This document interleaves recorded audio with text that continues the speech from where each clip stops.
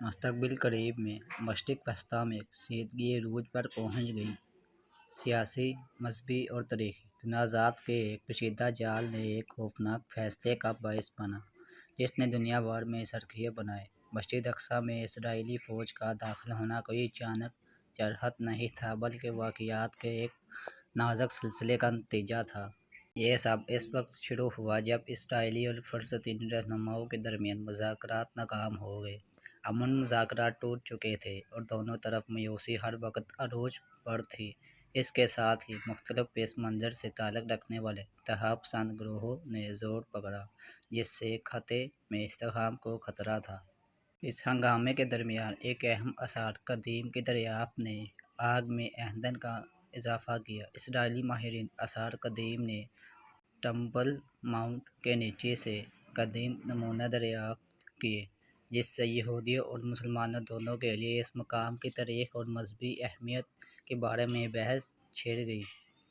ہر فریق نے اس دریافت کو زمین سے ان کی تاریخی تعلق کے ثبوت کے طور پر دعویٰ کیا۔ کشیدگی بڑھنے پر فلسطینی مظاہرین اور اسرائیلی سیکورٹی فورسز کے درمیان جھڑپیں روز کا معمول بن گئیں۔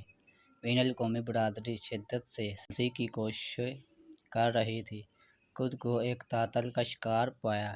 سفارت کاروں کی بہترین کوششوں کے باوجود کوئی بھی فریق سمجھوتہ کرنے کو تیار نہیں تھا اور صورتحال تیزی سے غیر مستحکم ہوتی گئی۔ دہشت گردی کی ایک تباہ کن کارروائی نے خطے کو ہلا کر رکھ دیا۔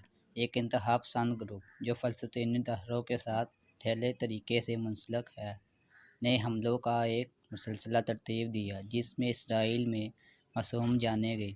اس اندوہناک واقعے نے اسرائیلی حکومت کو ہلا کر رکھ دیا اور جرأت مندانہ رد عمل کا اظہار کیا۔ اسرائیلی قیادت نے شدید گھریلو دباؤ کا سامنا کرتے ہوئے خطے میں سلامتی کو یقینی بنانے کے لیے مسجد الاقصیٰ پر اپنا اختیار قائم کرنے کا فیصلہ کیا۔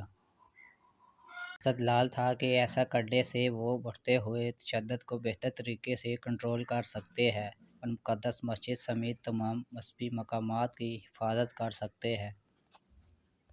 مسجد الاقصیٰ میں داخلے کے فیصلے پر فلسطینی علاقوں، وسیع تر مسلم دنیا اور بین الاقوامی تنظیموں کی جانب سے غم و غصے کا اظہار کیا گیا۔ دنیا بھر میں مظاہرے پھوٹ پڑے اور صورتحال عالمی بحران کی شکل اختیار کر گئی۔ یہی صورتحال کھل گئی۔ پرامن حل تلاش کرنے کی کوشش میں سفارتی کوششیں دوبارہ شروع ہو گئیں۔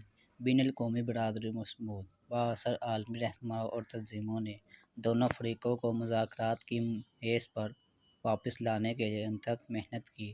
چیلنجوں کے باوجود امید کی کرن باقی ہے کہ ایک سمجھوتہ ہو سکتا ہے اور مقدس مقام ایک بار پھر سب کے لیے پرامن عبادت کی جگہ بن سکتا ہے۔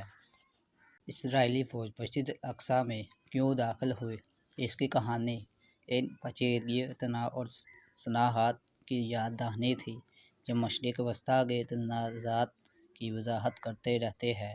اس نے تاریخی اور مذہبی اہمیت کے حامل خطہ میں مزید پرامن مستقبل کی راہ ہموار کرنے کے لیے سفارت کاری، فہم و تفہیم اور تعاون کی ضرورت پر زور دیا۔